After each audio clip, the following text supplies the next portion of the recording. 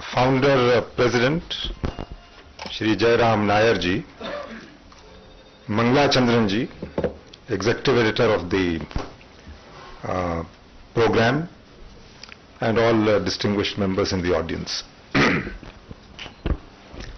I have maintained for a very long time that now our country has reached a stage when it can move to the next major level of finding its true place in the global community of nations only when it is run by hardcore ethical professionals in every sphere. In my view, no professional can be a top class professional unless firstly he is completely ethical and maintains highest personal integrity. That's the starting point. Number two, of course, he must have very good domain knowledge.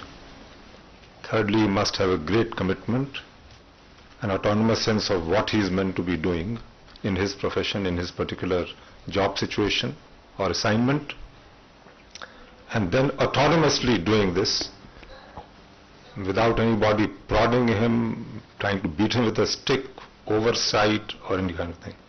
This is what I call hardcore ethical professionalism. Whatever we are seeing in terms of dysfunctions, in our country, ultimately will have to be seen like a doctor sees a patient. First of all, you diagnose the patient properly.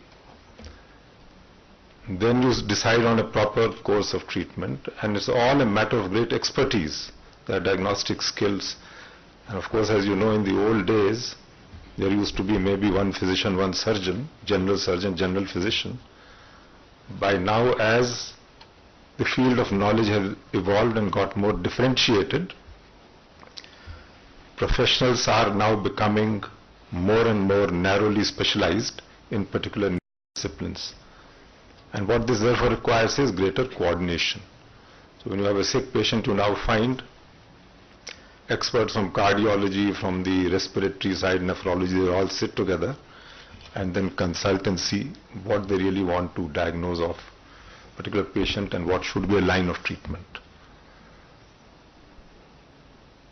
I feel in all the problems that we face, whatever area you take it, now we are talking about traffic and so on, we need very good professionalism to come into the ballpark when we are seeing what is the problem, analyzing it, and then what kind of rational resolution, attacks and problem-solving methods we should employ. Firstly, I want to tell you that almost a month after I took over again as Lieutenant Governor in April of 2007, the first meeting I called on 15th of May 2007 in Rajnivas dealt with traffic issues in Delhi. The second one I called in the middle of June, where both the CM and the Honorable Mayor Aarti Mehra ji at that time spent 3 hours, was on solid waste management for Delhi. We have today for the first time a master plan for solid waste management. How well it is being implemented on ground, there are lags and there are delays, but a complete of every single kind of solid waste and what should be done scientifically to address different things. Just for instance, on building rubble, close to 1500 tons of the total garbage of 7,000 is building rubble every day in Delhi. The MCD for the first time with German technology has set up a crushing unit at Burari in which all this is being basically pulverized, mixed with some virgin cement and then being used to make molded building your paver blocks. A lot of it has been now used on Delhi's streets and pavements. The effort is to bring, as correctly mentioned, people, places and technologies to a common focus. So in that very meeting, one of the presentations that was made was by Mr. Rohit Baluja, who is the founder president of the Institute of Road Traffic Education. He is also deeply committed to this whole traffic issue. I knew him from my first tenure in 97-98. And he has now very recently set up an institute for traffic studies and all that, Gurgaon, somewhere near that Surya Hotel or something, that area. Recently had an international conference also. But pursuant to that meeting, one of the first things we realized was that we are not looking at traffic issues in Delhi in a holistic manner. Everybody is trying to solve bits and pieces of the problem, but is not seeing the whole picture. And the different pieces of jigsaw puzzle are not fitting. You build one great separator, but at the landing point, how is the traffic going to be dispersed, where the service lanes will come and join, a weaving length, all of these things are not being looked into. So we then initiated almost immediately that there should be a unified forum in which every stakeholder who is going to be involved in the traffic infrastructure planning, the transport planning, the enforcement, everybody sits together at a round table. And we made proposals to the Union Development Ministry, Urban Development Ministry of the Union Government, and they issued formal notifications in July 2008, creating what is now called the Unified Traffic and Transport Infrastructure Planning and Engineering Center, UTTIPEC. It has its own website, www.utpec.nic.in. You can visit the site. We have also said that any new project which is to be proposed by any agency, whether it is PWD, MCD, NDMC, the Delhi Development Authority or the National Highway Authority, the DMRC, the Indian Railways, has to come before this joint forum. I chair these meetings in the last Friday of every month. We've had 25 meetings so far. I invited Nair Sahab and Mrs. Chandran also to join the meeting, the last one, which was at the end of July. Now, by bringing every stakeholder in that forum, there are excellent discussions, and the pros and cons of a proposal being mooted by one agency are being thoroughly analyzed.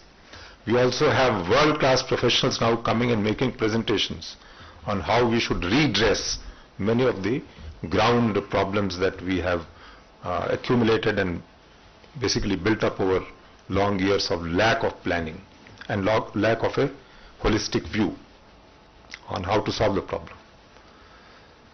I think it's making good progress. So if you now go along this SP Shyam Prasad Mukherjee Marg in front of the old Delhi railway station, and that whole stretch, a whole new design of separate area for the main motorized carriageway, non-motorized rickshaws and cycles, and even another stretch meant for small street side vendors. That is all being planned in such a way. And the Chief Minister apparently saw it this morning. She was extremely happy because cycle rickshaws carrying children to school are just going in a completely segregated area. They are not getting into the way of slowing down the motorized traffic. They are moving safely. At the same time, the street vendors who used to come and basically occupy pavements, then the pedestrians are coming onto the carriageway. Everything is getting choked and blocked. They now, because on the Bhubaneswar pattern and this national vending policy, we have said you create a separate vending stretch. And now we are going to make it all into standardized kiosks which are being designed by the National Institute of Design in Ahmedabad. Actually, the country has huge resources, intellectual, scientific, technological. The fact that we are able to basically land our satellite, the survey satellite on the moon, which I am told is a microsecond calculation. This is exactly how it has to orbit and very gradually, bring down the speed, and it can have a soft landing. If we can manage those kinds of things, there's no reason we can't address problems like this. But we do have a problem. Delhi has a massive number of cars which exceed the number of automotive vehicles in the three other metros combined. The answer is we have to go for huge expansion in public transport. Now DMRC has set the pace.